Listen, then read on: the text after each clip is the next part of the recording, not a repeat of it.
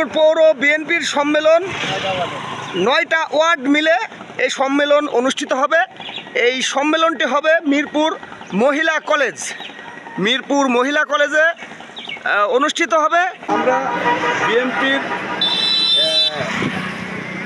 এই 9 ওয়ার্ডের পৌর সম্মেলনে আচ্ছা, আমরা সবাই একত্রভাবে কালকে যেন ওখানে দেওয়া উপস্থিত হয়ে সম্মেলনের শেষে ভোট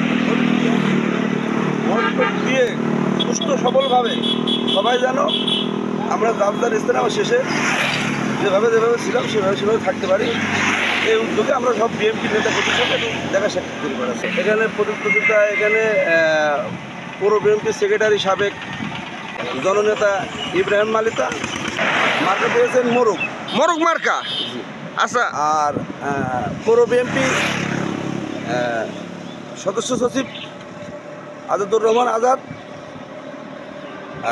ওনার মার্কা হয়েছে মই। আচ্ছা, তো আমরা এই একই পরিবারের সবাই এখানে রাগ বিরোধের কিছু না, সবাই একই ইচ্ছা, দলের ইচ্ছা প্রধান নেতাকে নির্বাচিত করতে হলে ভোটের মাধ্যমে নির্বাচিত করতে হবে লাগবে। তাই আমরা দেশ নেতা তারিখ দেওয়ার নির্দেশনা আচ্ছা ভোটের মাধ্যম দিয়ে নেতা নির্ধারণ করতে হবে এবং সঠিক বিএনপির জন্য অন্যায় অত্যাচার নির্যাতনের শিকার হয়েছে যে তাকে ভোট দিয়ে জয়যুক্ত করে আমাদের নেতা বানাতে হবে।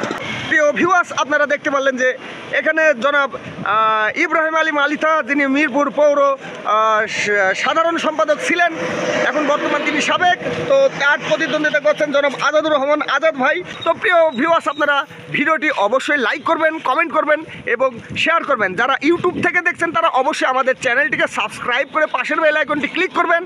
আর যারা ফেসবুক থেকে দেখছেন তারা অবশ্যই আমাদের পেজটিকে ফলো করে রাখবেন। সকলকে ধন্যবাদ।